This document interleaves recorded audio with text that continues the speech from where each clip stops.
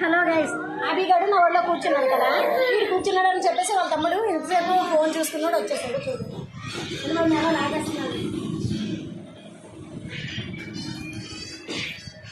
అభిగాడు లాగేస్తున్నాడు అనమాట. నువ్వెందుకు కూర్చున్నావు నా ప్లేస్లో నుంచిగా. ఓ మై గాడ్, ఏంటి నీకు అంత జలసి?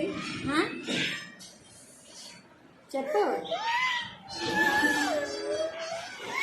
అదే వాళ్ళు అమ్మ బాబోయ్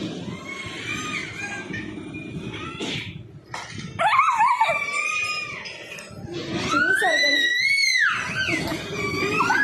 నువ్వు లేచిపో తమ్ముడు కూర్చుంటాడంట. అది అచ్చా ఏంటి